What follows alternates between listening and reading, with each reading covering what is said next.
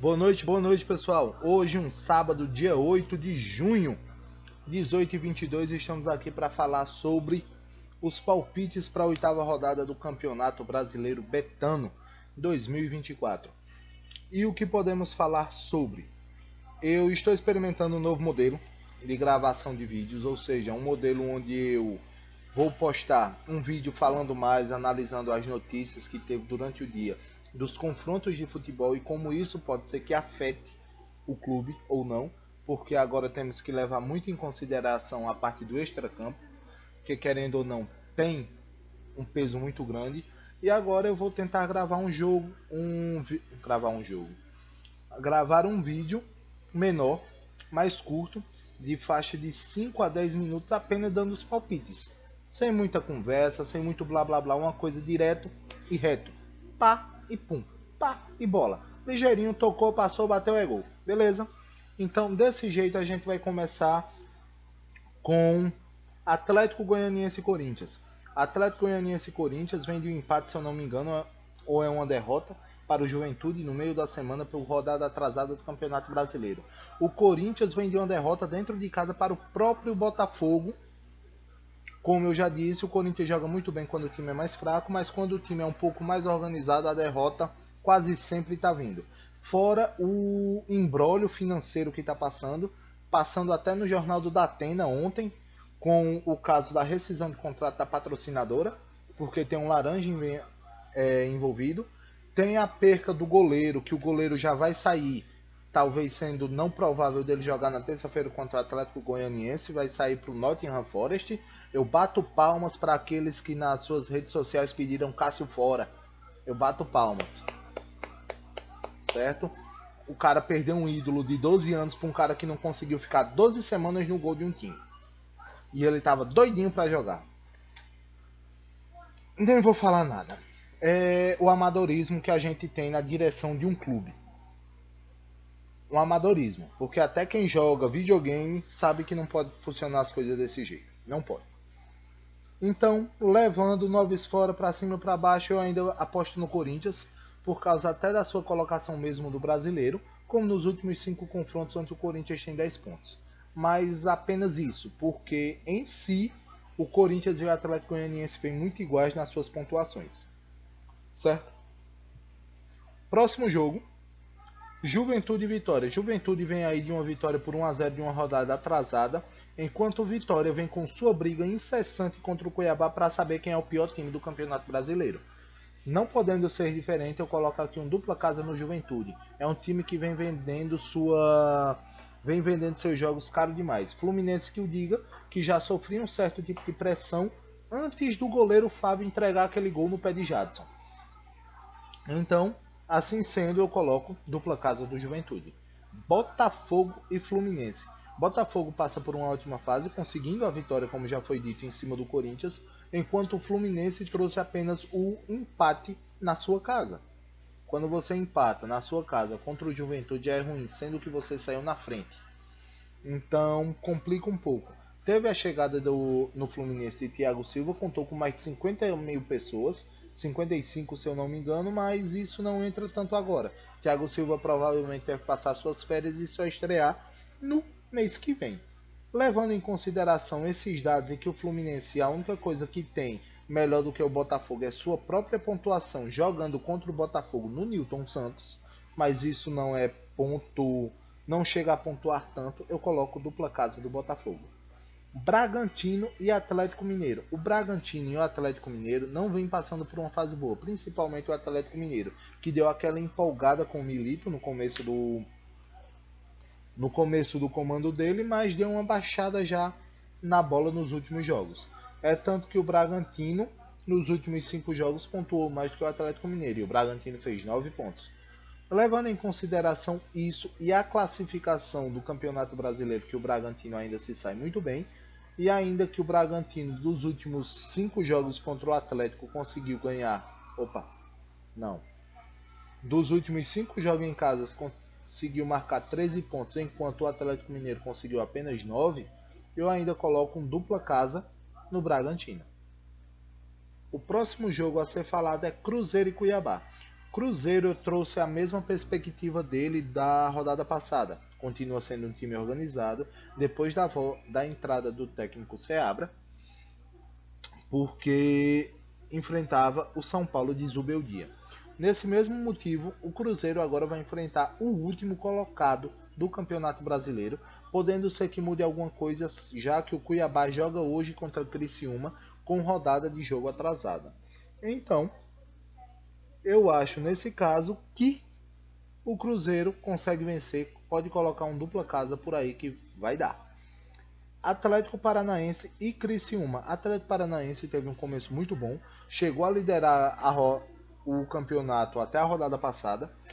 O Criciúma vem jogando bem, é tanto que ele ocupa uma posição ali de meio de tabela, perdendo a última rodada para o Palmeiras. Se eu não me engano, o Atlético Paranaense também perdeu. Ele não vem de vitória.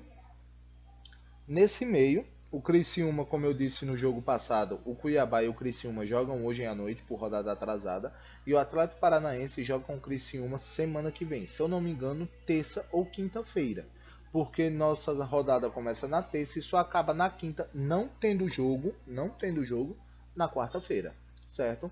Então o Atlético Paranaense, pela pontuação que ele fez jogando em casa, jogando contra o próprio Criciúma, que em 4 jogos tem 4 vitórias, levando tudo isso, eu coloco o Atlético Paranaense como casa, ou seja, favorito sem o dupla.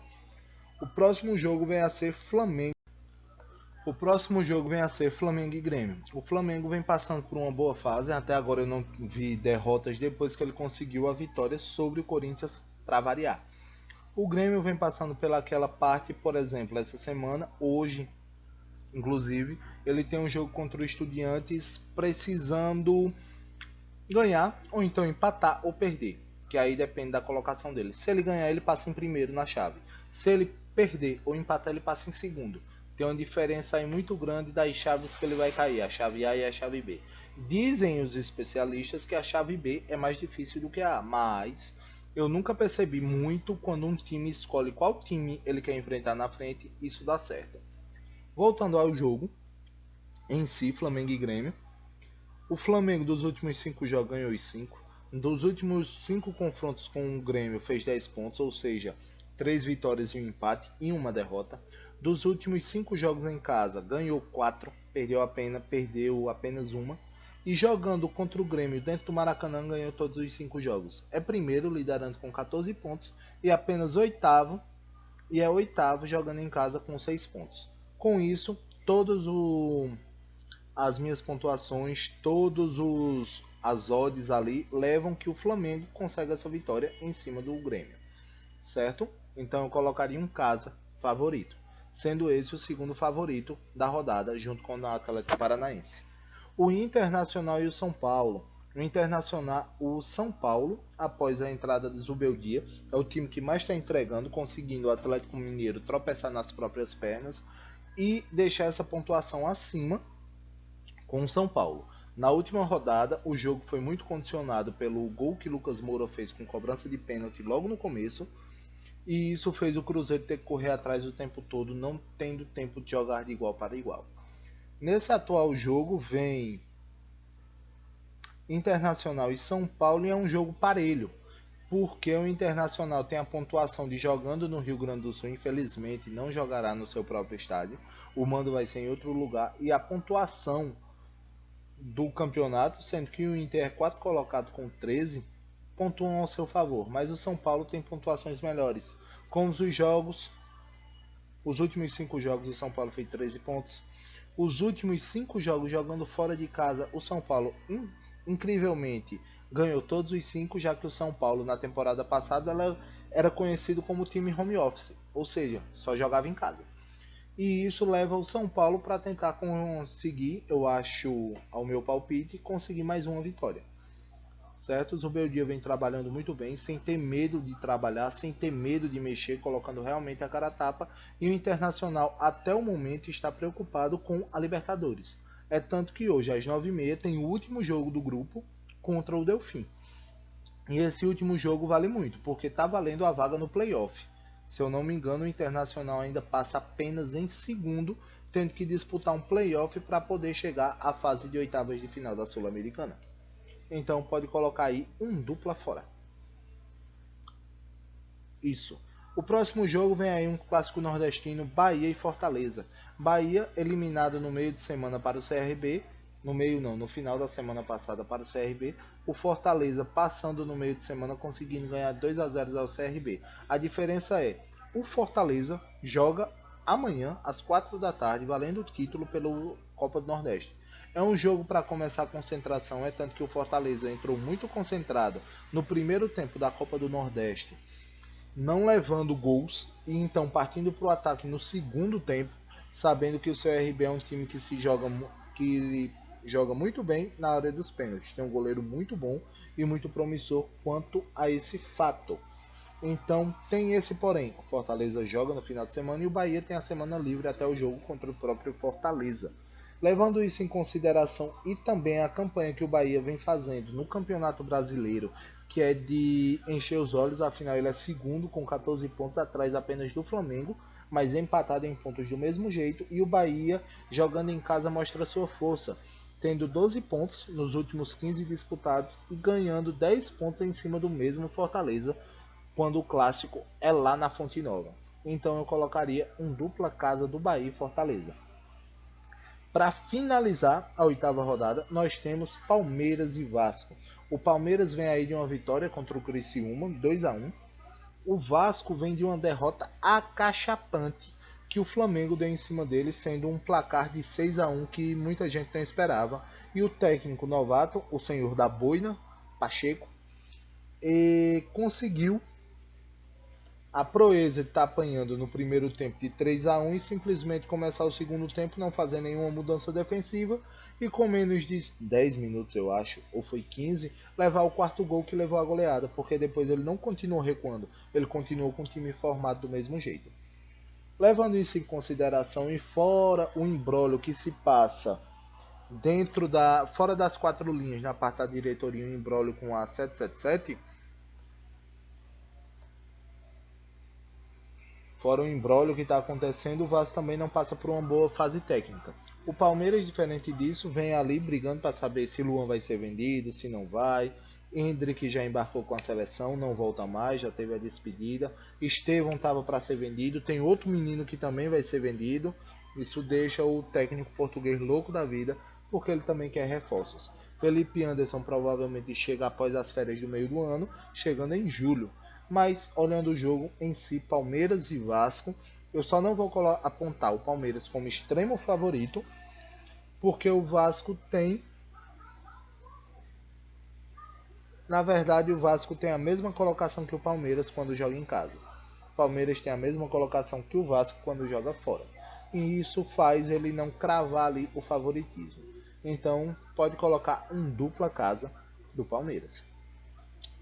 Então agora eu vou recapitular as apostas para tentar já terminar o nosso vídeo, já que vai em 7 minutos por aqui, tá bom? Então começando, Atlético Goianiense e Corinthians, dupla fora. Juventude e Vitória, dupla casa. Botafogo e Fluminense, dupla casa. Bragantino e Atlético Mineiro, dupla casa. Cruzeiro e Cuiabá, dupla casa. Atlético Paranaense, casa, seco. Flamengo e Grêmio, casa, seco. Internacional e São Paulo, dupla fora. Bahia e Fortaleza, dupla casa. Palmeiras e Vasco, dupla casa. Pessoal, são esses meus palpites. Vamos tentar vir aí o Green Supremo, o 10 de 10. Na última ficou faltando, se eu não me engano, 2 ou foi 3 times que deu errado, começando pelo meu Coringão, o bom. Então, a conversa é essa, o papo tá dado. O palpite foi colocado, se você quiser você copia igual, se você não quiser você muda, em vez de fazer apenas um pulo só, você faz dois, você bota o dupla casa de um lado, dupla fora do outro. Na última rodada, mesmo seguindo essa estratégia, todos os bilhetes tinham dado errado, mas vamos continuar tentando, tá certo, pessoal? Então, se vocês quiserem saber mais informações, tem no vídeo anterior, certo? Como eu disse, eu mudei o modelo, tem 2 vídeos, um com um detalhamento sobre os times maior, enquanto esse mais curtinho, simplesmente para aquele pessoal que quer fazer a aposta, porque na maioria das vezes Não interessa o que a gente fala muito, o que vale é dentro de campo. Pessoal, era só isso. Muito obrigado. Tenha uma boa noite, um finalzinho de sábado na boa, domingo também na boa. Cuidado nas coisas. A rodada é só terça e quinta. Eu converso com vocês novamente na sexta-feira, mostrando quantos jogos eu acertei, quantos jogos eu errei. Desse jeito, dessa maneira, vai ser apenas um vídeo, porque aí fica muito corrido. E eu tento também na mesma sexta já trazer os vídeos sobre os palpites da nona rodada, já que já vamos ter rodada no sábado e no domingo do final de semana, nesse agora. Tá bom, pessoal? Muito obrigado. Curte, comenta, se inscreve no canal, ativa o sininho e qualquer coisa eu vejo vocês no sábado. Venham os greens. Até lá. Valeu!